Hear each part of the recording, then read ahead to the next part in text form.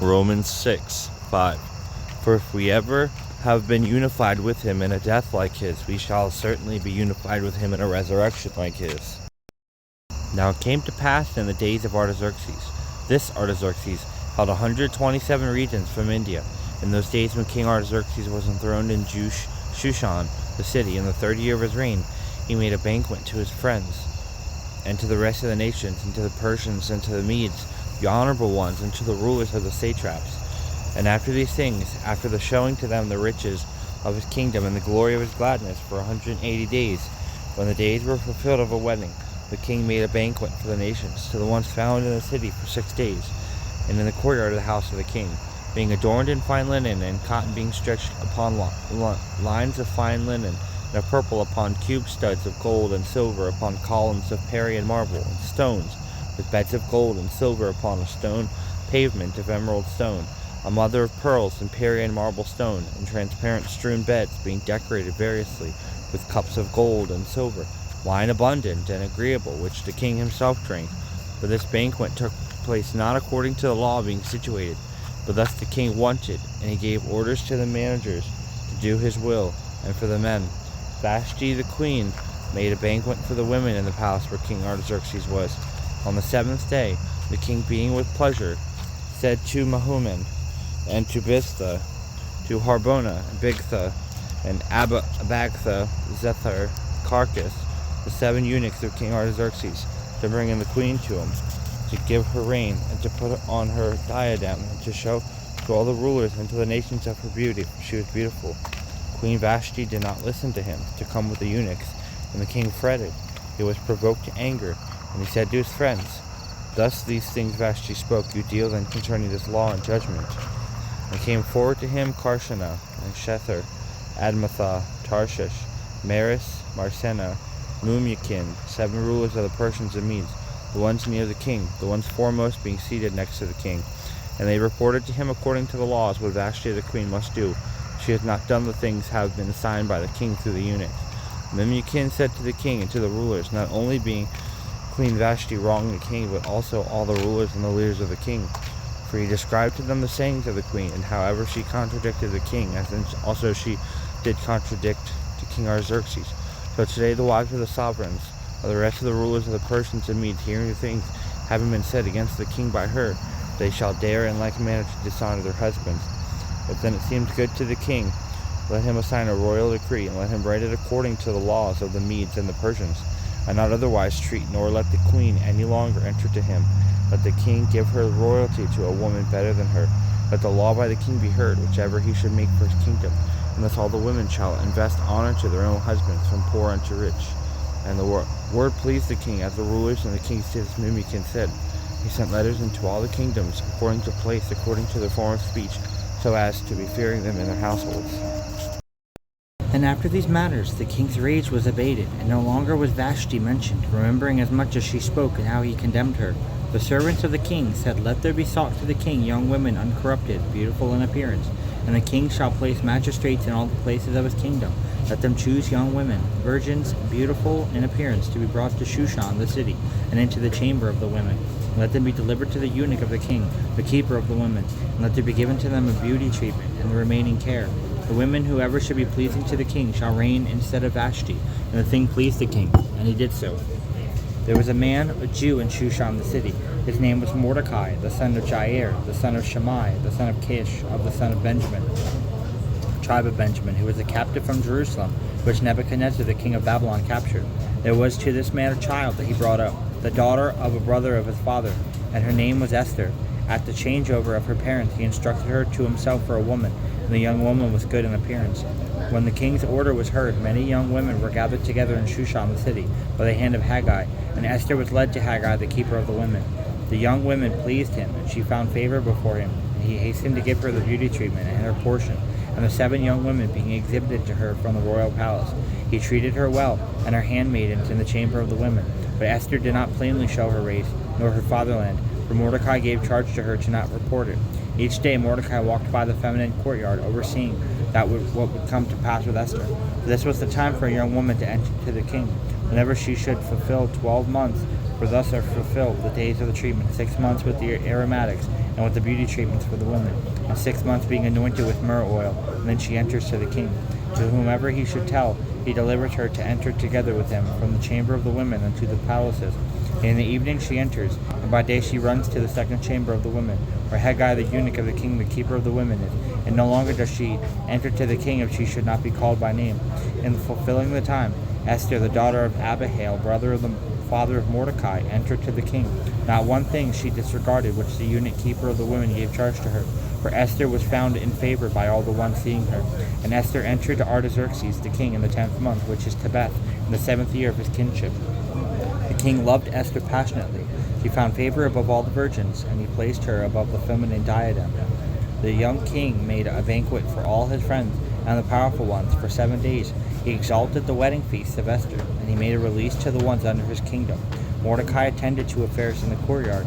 Now Esther did not plainly tell of her fatherland, for thus Mordecai gave charge to her to fear God and to observe his orders, as she was with him. Esther did not change her conduct. And the 2 eunuchs of the king fretted, and the chiefs of the bodyguards for Mordecai advanced, and they sought to kill Artaxerxes the king. The matter was made manifest to Mordecai, and he signaled it to Esther, and she revealed to the king the things of the plots. And the king examined the 2 eunuchs, and he hanged them, and the king gave order to wipe for a memorial in the royal library about the goodwill of Mordecai with commendation. And after these things, King Artaxerxes extolled Haman, the son of Hammedatha, the Agagite, and exalted him, and seated him first above all his friends. All the ones in the courtyard did obeisance to him, for so the king assigned it to do. But Mordecai did not do obeisance to him.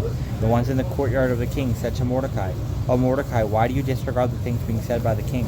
Accordingly, each day they spoke to him, and he did not hearken to them. They indicated to Haman that Mordecai was rebelling against the words of the king, and Mordecai indicated to them that he is a Jew.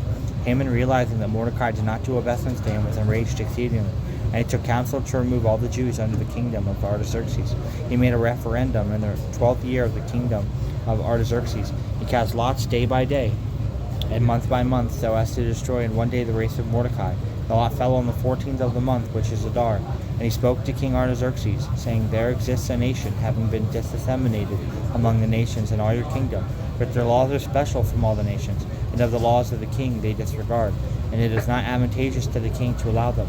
If it seems good to the king, let him decree to destroy them, and I will circumcise for the treasury of the king 10,000 talents of silver. The king, removing the ring, gave it to the hands of Haman to set a seal on the things being written against the Jews.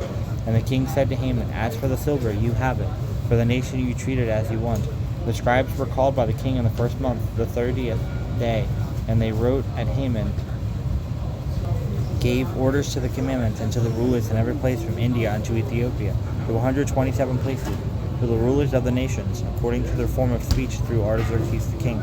And it was sent by couriers unto the kingdom of Artaxerxes, to remove the race of the Jews on day 1 of the 12th month, which is Adar, and to plunder their possessions. The copies of the letters were displayed in each place, and it was assigned to all to be prepared for that day. The king was hastened, even in Shushan, and the king and Haman toasted, but the city was disturbed. But Mordecai, realizing the end, tore his garments and put on sackcloth and strewed ashes, and rushed through the square of the city. He yelled with a great voice, A nation having wronged no one is going to be taken away. And he came unto the gate of the king and stood, for it was not allowed for him to enter into the courtyard having on sackcloth and ashes. And in every place where the letters were displayed there was a cry, and beating of the breast, and great mourning among the Jews. And with sackcloth and with ashes they made beds for themselves. And the handmaidens and the eunuchs of the queen entered, and they announced to her, and she was disturbed hearing the thing taking place. She sent to robe Mordecai and to remove from him the sackcloth, but he did not yield. Then Esther called on Hathach, her eunuch, to stood beside her, and she sent to learn for herself from Mordecai the exact situation. Mordecai indicated to him the thing taking place, and the promise which Haman promised to the king, for 10,000 talents to be paid to the treasury, that he should destroy the Jews. And the copy, the one in Shushan, being displayed for purpose of destroying them, he gave to him to show to Esther. And he told him to give charge to her to enter to ask pardon of the king, and to be found worthy by him for the people, remembering, said he, the days of your low estate, how you were maintained by your hand, because Haman, the one being second to the king, speaks against us for death. You call upon the Lord and speak to the king concerning us, even to rescue us from death. And Hathach entered and spoke to Esther all these words. Esther said to Hathach, You go down to Mordecai and say, that all the nations of the kingdom know that every man or woman who shall enter to the king into the inner courtyard uncalled, there is no deliverance to him, except to whomever the king stretches out the golden rod. This one shall be delivered. I have not been called to the king. These are their 30 days. Hatak reported to Mordecai all the words of Esther. And Mordecai said to Hatak, Go and say to her, Esther, you should not say to yourself that you shall be delivered alone in the kingdom of all the Jews, so that if you should disregard at this time from elsewhere, help and protection will be to the Jews. But you and the house of your father will be destroyed. And who knows if it be for this occasion you reigned. Esther sent the one having come to her to Mordecai, saying, In proceeding you hold an assembly of the Jews in Shushan. You all fast from me, and you shall not eat nor drink for 3 days, night and day. I and the handmaidens of mine shall go without food. Then I shall enter to the king contrary to the law, even if it be necessary for me to perish. And proceeding, Mordecai did as much as Esther gave charge to him. And it came to pass in the 3rd day, Esther put on royal apparel. She stood in the courtyard of the house of the king, and in the inner courtyard, right opposite the royal house of the king. And the king sat down on the throne of his own kingdom in the royal house, right opposite the door of the house. As the king saw Esther the queen standing in the courtyard, that she found favor in his eyes, the king stretched out to Esther the golden rod, the one in his hand, that Esther approached and touched the tip of the rod. And the king said, What do you want, Esther? What is your request? The worth unto half of my kingdom will be to you. And Esther said, Today is a notable day for me.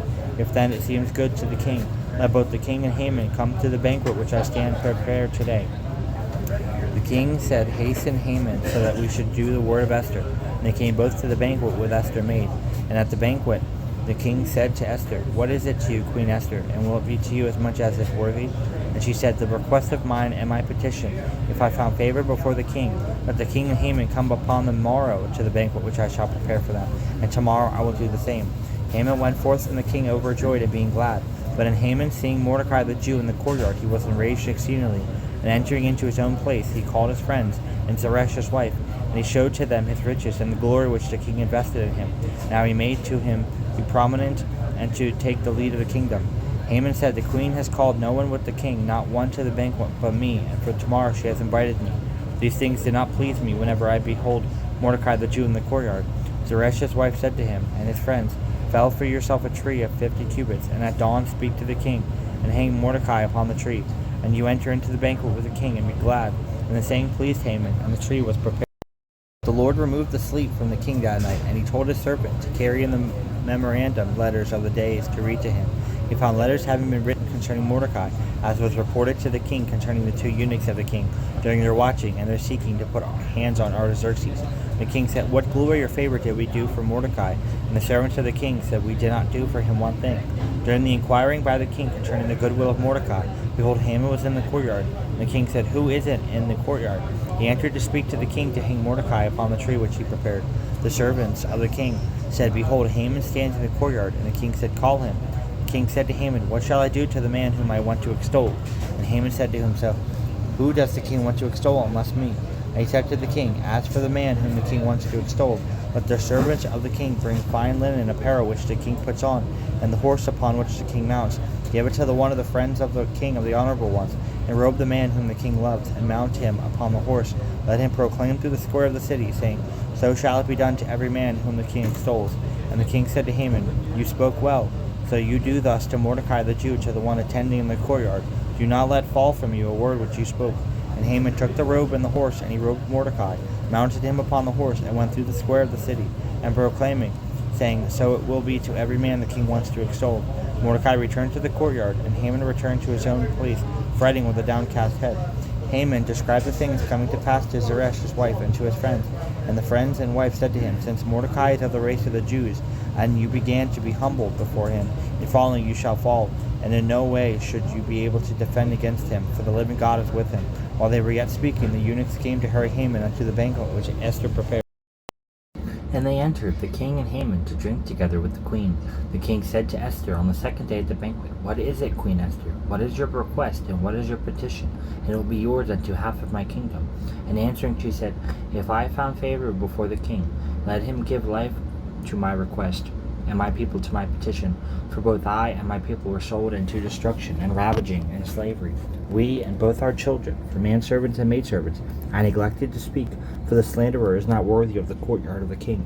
The king said, Who is it who dared to do this thing? And Esther said, A man, an enemy, Haman, this wicked man. Haman was disturbed before the king and the queen. The king rose up from the party to go into the garden, and Haman appealed to the queen, for he saw himself being in evils. And the king returned from out of the garden, and Haman had fallen upon the bed, petitioning the queen. And the king said, So as even with my wife you use force in my house? And Haman, hearing, was overawed in front of him. And Harbona, one of the eunuchs, said to the king, Behold, Haman prepared even a tree for Mordecai, to the one speaking for the king, and it was set straight up in the places of Haman, of 50 cubits. The king said, Let him be crucified upon it. And Haman was hung upon the tree which he prepared for Mordecai. And then the king slackened from the rage. And in that day King Artaxerxes presented to Esther as much as existed to Haman the slanderer, and Mordecai was called on by the king, for Esther indicated how he was related to her. The king took the ring which he removed from Haman, and he gave it to Mordecai. Esther placed Mordecai over all the things of Haman, and proceeding, she spoke to the king, fell unto his feet, and petitioned him to remove the evil of Haman, and as much as he did to the Jews. The king stretched out to Esther the golden rod, and Esther arose to stand beside the king. Esther said, If it seems good to you, and I have found favor, let it be sent forth to return the letters being sent from Haman, the ones having been written to destroy the Jews who are in your kingdom.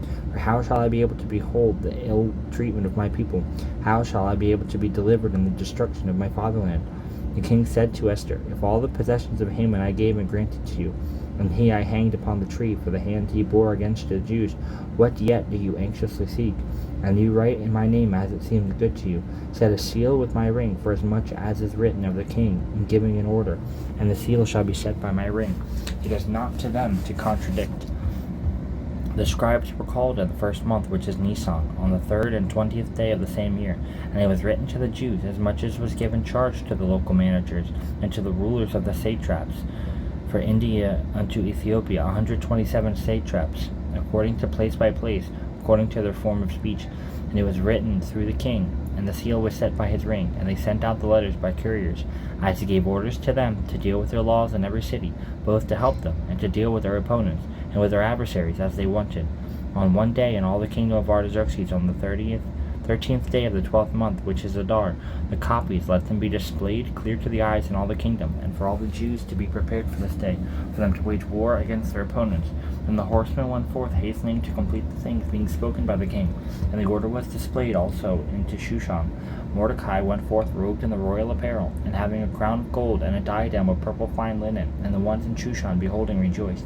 To the Jews there became light and gladness, and in each city and place of whichever the public notice was displayed, there was joy and gladness among the Jews, with toasting and gladness, and many of the nations were circumcised, and were Jewish-like because of the fear of the Jews. For in the 12th month, on the 13th of the month, which is Adar, the letters written by the king were at hand. In that day the adversaries of the Jews were destroyed, for fearing them no one opposed. For the rulers of the satraps, and the sovereigns, and the royal scribes esteemed them, for the fear of Mordecai rested upon them. For the order of the king fell to him, for it being named in all the kingdom.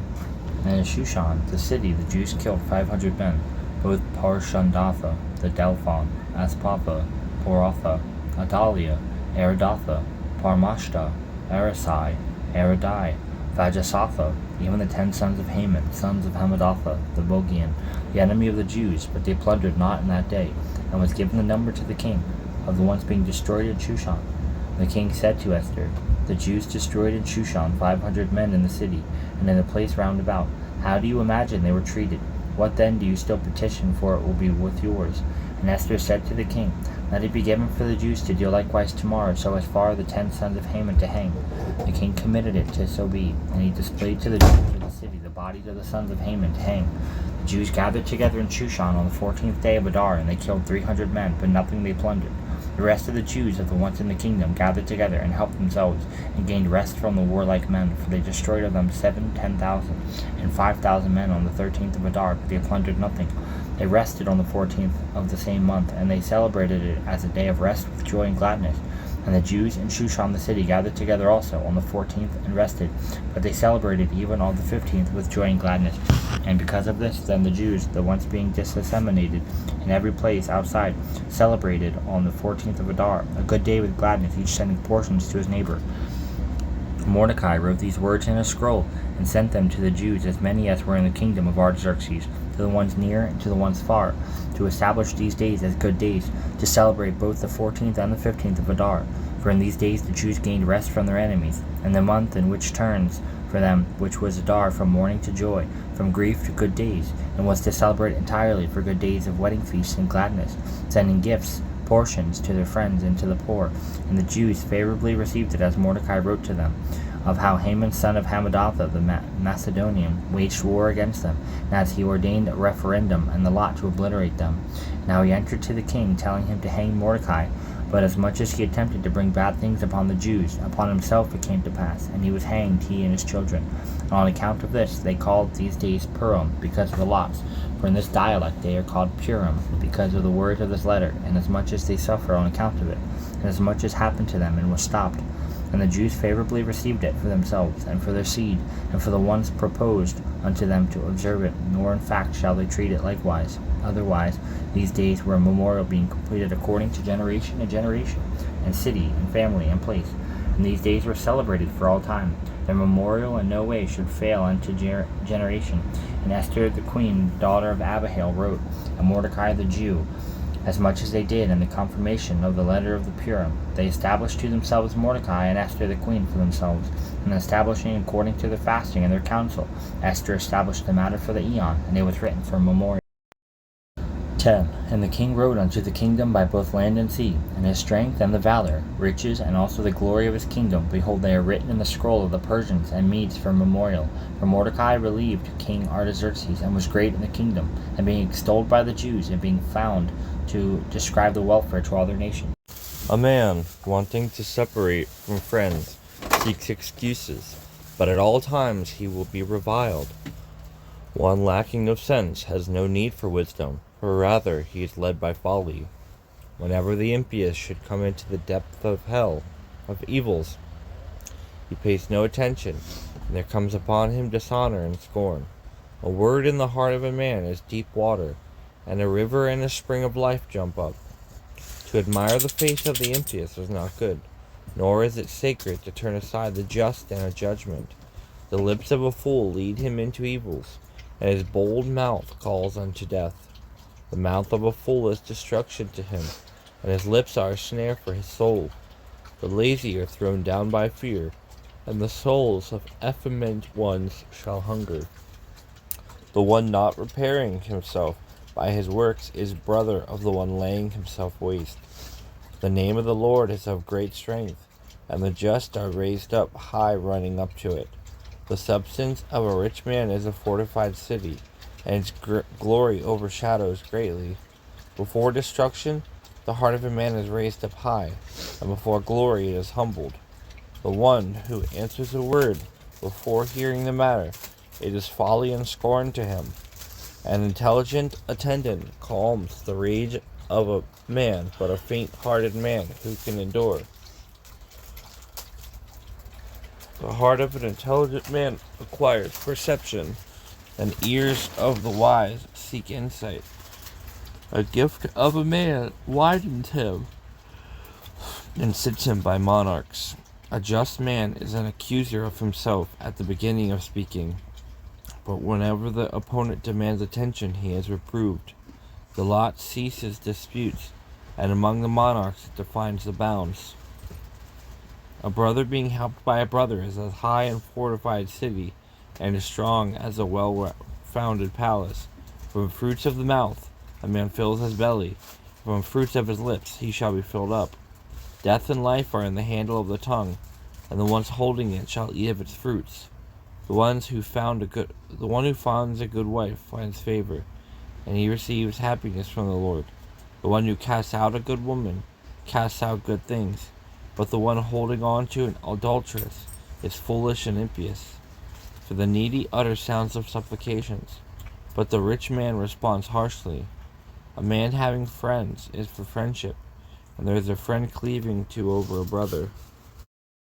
Joshua 14:10-11. Now behold, the Lord hath kept me alive, as he said, these 45 years, ever since the Lord spoke this word unto Moses, while the children of Israel wandered in the wilderness. Now lo, I am this day 85 years old. As yet I am as strong this day as I was in the day that Moses sent me. As my strength was then, even so is my strength now, for war both to go out and to come in. For 25 years the Burgundy church in Halberstadt, Germany, has been playing one of the strangest pieces of music ever composed on a small organ. The piece, entitled Organ as slow as possible, was written by John Cage with the unusual instruction that it be played as slow as possible, and years later organizers in Halberstadt decided to see just how far that instruction could be taken. They chose a performance lasting 639 years, but commemorating the 639 lasting years, commemorating the 639 years between the completion of a historic organ in Halberstadt in 1361 and the beginning of their project at the turn of the millennial plan. The plan is for the song to be completed in 2640. Visitors to the East German town often time their visit to coincide with one of the rare chord changes. There have only been 17 so far, which break the continuous sound created by a specially constructed organ. Cage, who was known for the experimental nature of his work, died before the performance began. For a group called the John Cage Organ Project, Halston has committed itself to continuing the project, even though the finish line is 6 centuries away.